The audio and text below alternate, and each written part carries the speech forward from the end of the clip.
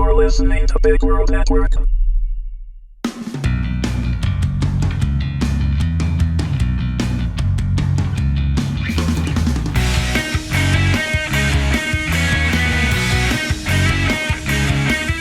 Just Kill Me, Episode 4, Falling Out. Written by Wendy Herman. Read by Wendy Herman. I couldn't believe what I had just heard. Was I dreaming? I reached down and discreetly pinched my thigh. Ouch. Nope, not dreaming. Did Freya just say what I thought she said? If so, this might be the best night of my life so far. Trevor wasn't taking her seriously, the jerk. So I stepped up to the plate, trying to hide my overflowing excitement. I remember you actually talking about doing it, back in college, remember? I reminded her. This was too much. How many times had I fantasized about me and Freya, partners in the field, kicking ass and taking names? She brought up the government jobs fair we went to 20 years ago, where she talked me into filling out the FBI application, unwittingly sealing my fate. Her own application had been ignored, which always baffled me. She would make a great agent. She was strong, fit, smart, determined, fearless, funny, beautiful. Well, I suppose the last two aren't really prerequisites to being in the FBI, but she did have an incredible sense of humor, and she was beautiful. Trevor was doing his best to keep her down, which I know stemmed from his unreasonable fear of losing her, but to her credit, she was successfully ignoring him while she asked me question after question about becoming an FBI agent. I was on cloud 9. The rest of the evening sailed by, and at some point I noticed my date had migrated to another table and was sitting on some young pup's lap. Shit, I'd forgotten she was even there. Thank God she wasn't one of those women who formed an immediate attachment and refused to let go. I wasn't looking for a commitment. She seemed pretty content letting the two young men at the table fight for her attention. She eventually left with them, which was just fine with me. I was sure she could take care of herself, after what she'd done to survive in Russia before coming to the States. It was the two clean-shaven yuppies I was worried about. I turned my attention back to Freya. She was in a considerably better mood since her return from the restroom just a few minutes earlier. She'd been a little out of sorts at the beginning of the evening, due to a choking incident that had happened with her youngest son, Rowan, earlier in the week. Everything had turned out okay, but even I had held my breath when she told the story. I'm not so sure I would have handled the situation any better than she had. I loved those kids like my own, or what I imagined I would feel if I had my own, and I could only hope I wouldn't be paralyzed with fear if a crisis arose on my watch. She was beating herself up for something she couldn't possibly have controlled, and I felt the need to make it better, for her, especially since Trevor was dropping the ball big time. When she excused herself to freshen up in the ladies' room, Trevor was more concerned about his steak getting cold than his wife's well-being. "What the hell is wrong with you?" I demanded. He stopped cutting his steak and glared at me. "Excuse me?" he replied, matching my anger. "What's wrong with me? Are you kidding? You know I only agreed to this weekly torture for Freya." He went back to dissecting his supper. I shook my head in disbelief.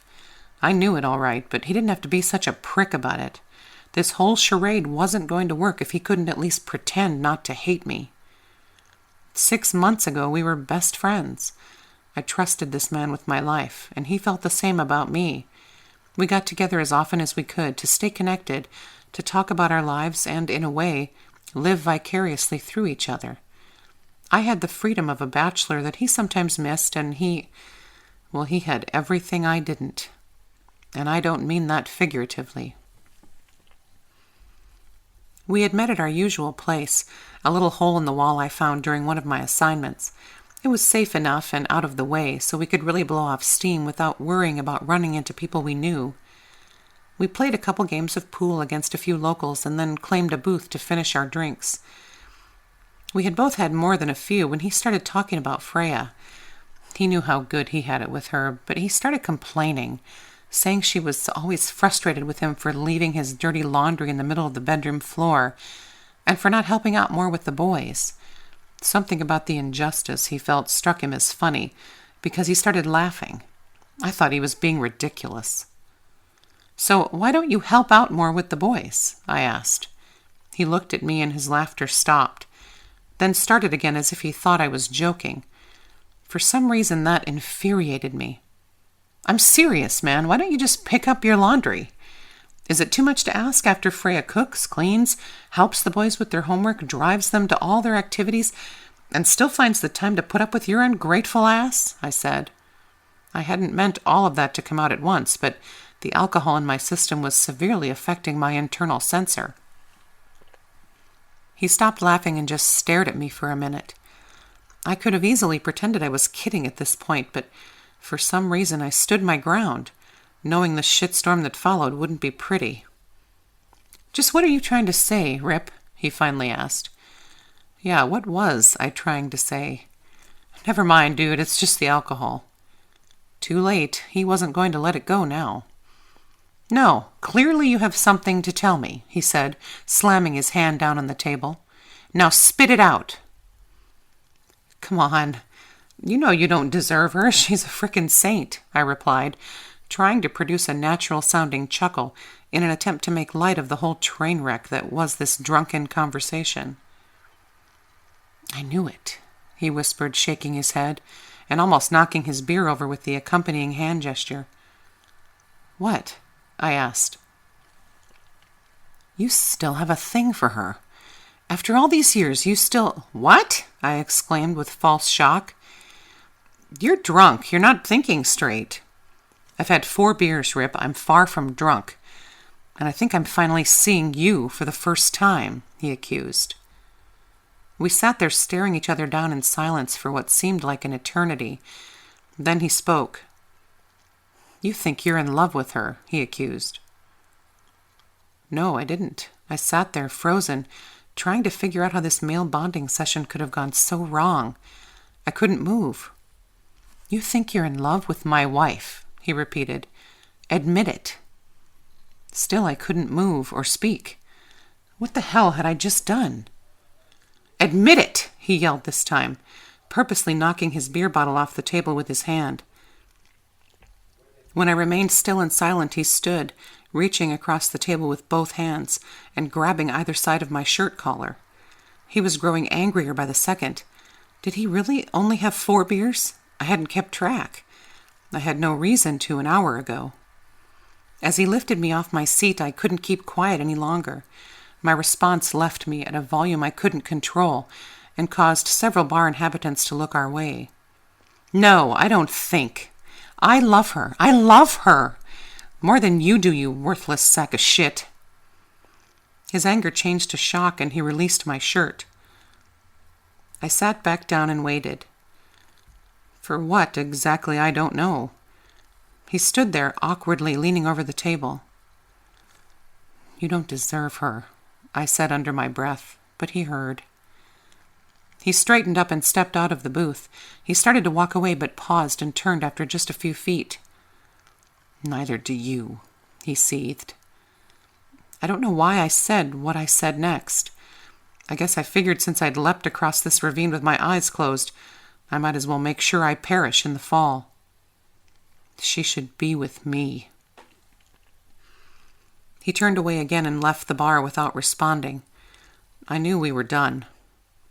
We had kept up the facade of our friendship for Freya's sake, so he said, but I knew the truth. If he admitted we had a falling out, she would demand to know what happened. And he was bound and determined she never found out that her college boyfriend and husband's lifelong best friend had the hots for her. When Freya had first returned from the ladies' room, she seemed better, but a little disoriented. I started telling a story I thought she would enjoy, but she remained unusually quiet while I relayed the hilarious tale of a fellow agent who was busted by his 2 wives. Normally she would have found something like that just as funny as I did, but she sat with this blank look on her face, making me think she wasn't listening at all, until she dropped the bombshell that nearly made her husband choke on his wine. What I wouldn't give to relive that moment over and over and over. Freya wanted to become an FBI agent. I couldn't stop smiling as I drove to work the next morning. By 10 a.m., I was trying to stay awake during a meeting about some new computer-generated training we would be required to complete twice a year, when my phone vibrated with a text. Eager for anything else to do, I pulled it out of my pocket and looked at the screen. Freya. My palms started to sweat. I was close enough to the door to sneak out of the meeting. Once I was far enough down the hall, I hit number 1 on my speed dial. She picked up right away. "Hey, handsome. Thought you might be in a meeting," she said in that silky voice. Damn, I really did love her, and there was nothing I could do about it. I met Freya for lunch at her favorite cafe, Ariadne's. We were just getting past the pleasantries when Trevor showed up, uninvited. Was he following Freya now? Or following me? This guy's insecurities really knew no bounds. I was not deterred, even when he said something lame to his wife that she took as a sincere compliment, and they spent a moment in a lip lock. I was determined to do what I came to do.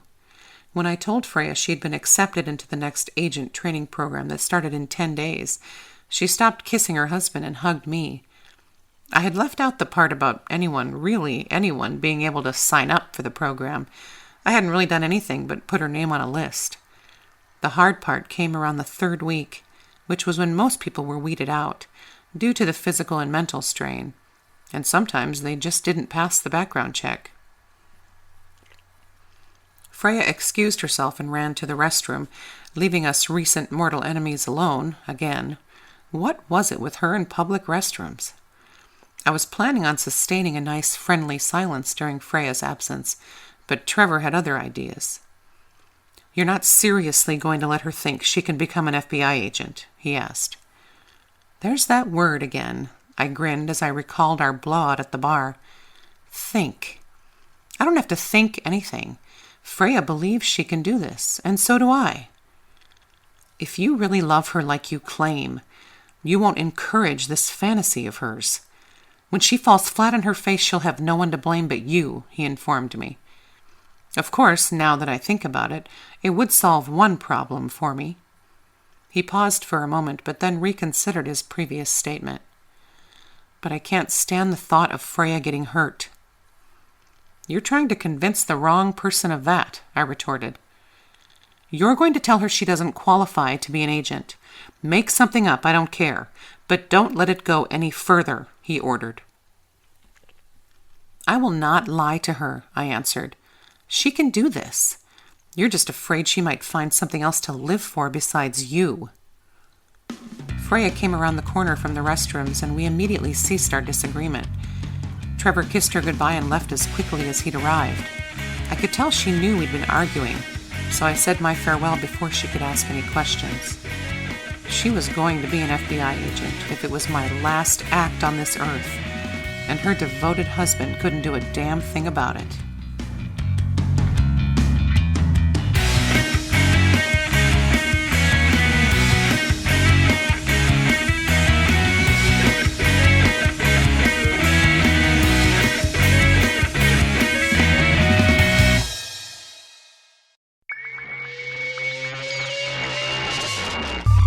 You're listening to Big World Network.